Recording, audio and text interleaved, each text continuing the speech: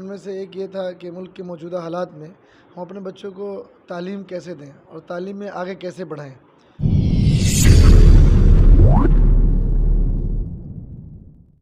السلام دوستو، آپ دیکھ رہے ہیں کیمرہ مین محمد اقبال کے ساتھ تیز بہار نیوز، اور میں آپ کے ساتھ محمد حیات اللہ۔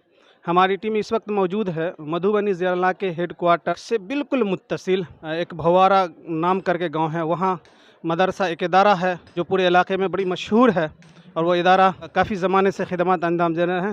مدرسہ فلاح المسلمین گوا پوکھر، اس کے گراؤنڈ میں یہاں پر ایک جمعیت علماء ہند کے تعلق سے ایک میٹنگ رکھی گئی تھی، جس میں قرب و جوار کے جتنے بھی بلاک سطح سے جتنے بھی بلاک کے لوگ تھے، سارے بلاک کے ذمہ دار یہاں تشریف لائے تھے اور اس میٹنگ میں شرکت کیے تھے اور اس پہ غور و خوض کیا گیا تھا۔ تو میں یہ جاننے کی کوشش کروں گا، یکے بعد دیگرے جو ذمہ دار لوگ اس میں شریک ہوئے تھے سارے بلاک سے، میں جاننے کی کوشش کروں گا کہ اس میٹنگ کے جو کیا اغراض و مقاصد تھے، اس میٹنگ کا کے اندر کیا تجاویز پیش کیے گئے اور کیا لائحہ عمل کیا گیا، ساری باتیں جو ہے ہم یکے بعد دیگرے سارے آئے ہوئے مہمان سے انٹرویو کے ذریعے سے آپ تک شیئر کرنے کی کوشش کریں۔ آپ اپنا تعارف پیش کیجیے۔ میں محمد مہتاب شکری۔ آج جمعیت علماء ہند کی جو میٹنگ ہوئی تھی، تو اس میں آپ کے آنے کا مقصد کیا تھا؟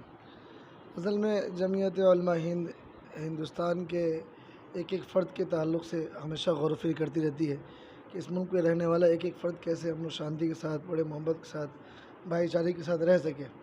اس فکر کو لے کر جمعیت نے، چونکہ ہر زمانے میں لوگوں کے ساتھ مل بیٹھ کر باتیں کرتے رہتے ہیں، اسی فکر کو لے کر چند ایجنڈے تھے کہ ملک میں بہت تیزی کے ساتھ جو نفرت پھیلائی جا رہی ہے، اس نفرت کی آگ کو محبت سے کیسے چینج کیا جائے، بدلا جائے۔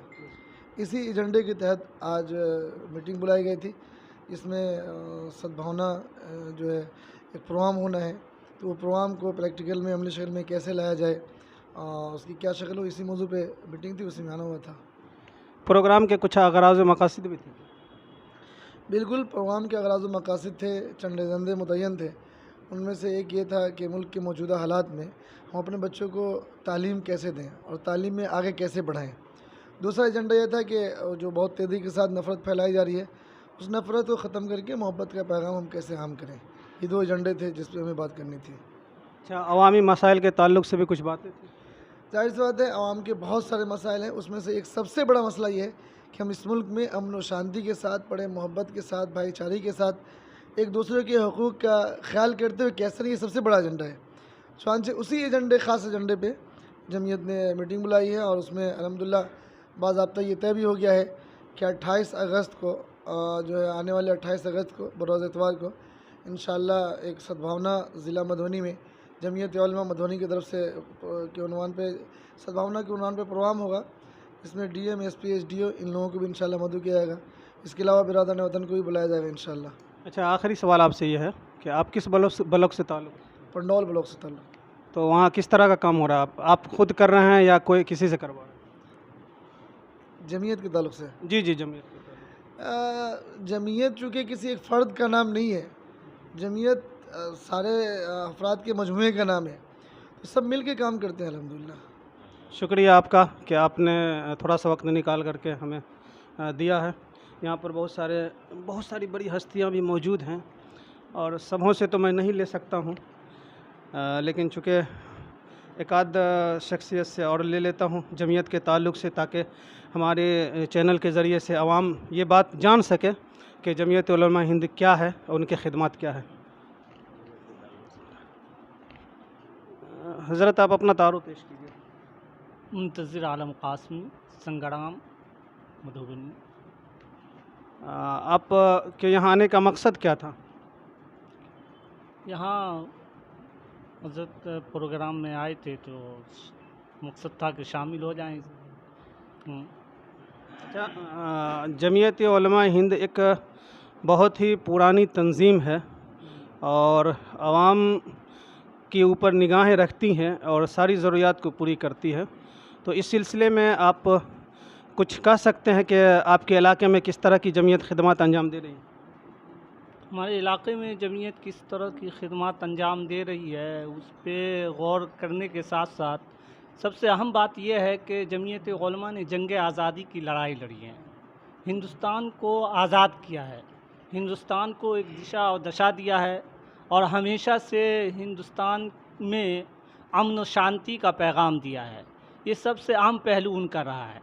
قوم کو مذہب کی بھید بھاؤ سے اوپر اٹھ کر، ذات برادری کے بھید بھاؤ سے اوپر اٹھ کر متحد کرنا اور دیش کو مضبوط کرنا، دیش کے اندر ایک جاگرکتا پیدا کرنا، یہ جمعیت کا ہمیشہ کام رہا ہے. جہاں بھی جو بھی حالات آئے ہو، چاہے وہ کسی بھی قوم میں آئے ہو، وہ انسانیت کے ناطے مذہب سے کے بھید بھاؤ سے اٹھ کر سبھی کا کام کیا ہے. چاہے وہ مندر کا حلقہ ہو یا مسجد کا حلقہ ہو یا کسی دوسرے عیسائی کا حلقہ ہو یا بدھ کا ہو یا جین کا ہو، سبھی دھرموں کے درمیان میں جمعیت نے ہمیشہ اپنا رول، اپنا کردار ادا کیا ہے، اتحاد و اتفاق کے ساتھ. جمعیت مالی اعتبار سے بھی خدمات انجام دے رہی ہے کیا؟ جمعیت مالی اعتبار سے خدمات انجام دے رہی ہے. یہ تو جمعیت کے جو بیت المال کے ذمہ دار ہیں وہ اہم رول اہم خدمات بتائیں گے. یہ سوال ہم جیسے چھوٹے کارجکرتا کے لیے یا جمعیت سے جڑے ہوئے ممبر کے لیے بہتر نہیں ہوتا ہے. یہ جمعیت کے اہم ذمہ دار، اہم عہدیداران کے لیے سوال بہتر ہوتا ہے. اچھا، کبھی کبھی ایسا بھی ہوتا ہے سیلاب کے موقع پر یا اسی طرح سے قحط سالی کے موقع پر دیکھنے کو ملتا ہے، کبھی کمبل، کبھی خوراکی وغیرہ دیا جاتا ہے. تو اس طرح آپ دیکھے ہوں گے اور دیکھنے کے بعد آپ نے کسی سے سوال کیا ہوا ہے یہ کن کی جانب سے، کون سی تنظیم کے طرف سے؟ تو ایسا بھی ہوتا ہے کہ وہ پتہ چلتا ہے فلاں تنظیم کے جانب سے. تو کبھی آپ کو ایسا موقع ملا ہے کہ آپ دیکھے ہو، آپ نے سوال کیا ہو تو پتہ چلا کہ جمعیت علماء کی طرف سے جو ہے یہ مالی تعاون ہو رہی ہے؟ ہندوستان کے کسی بھی خطے میں کوئی بھی حالات آئے ہو، تقریباً جتنی بھی تنظیمیں ہیں اس میں اہم رول جمعیت کا ضرور رہتا ہے کہ وہ پیغام دیتے ہیں کہ ہم نے یہ کام کیا، جسے مجھے اخباروں کے ذریعے یا ٹی وی کے ذریعے یا آپ جیسے نیوز چینلوں کے ذریعے سننے اور دیکھنے کو ملتا ہے. زمینی سطح پہ اپنے آپ کو کہ مجھے جمعیت کوئی فنڈ دیا ہو اور میں استعمال کیا ہو، ایسا نہیں ہوتا ہے. البتہ جمعیت کا نظریہ یہ ہوتا ہے کہ ہم جیسے، آپ جیسے اور ان جیسے لوگ اپنی جگہ پہ اپنی حیثیت سے، اپنی صلاحیت سے کھڑا ہو اور جمعیت کے پلیٹ فارم تلے فنڈ کو جمع کرے یا پھر جمعیت کے نام سے اس قربانی کو دے. یہ جمعیت کا اہم مقاصدوں میں سے ہے، جو اسی وجہ سے جمعیت کام کرتی ہے. شکریہ آپ کا.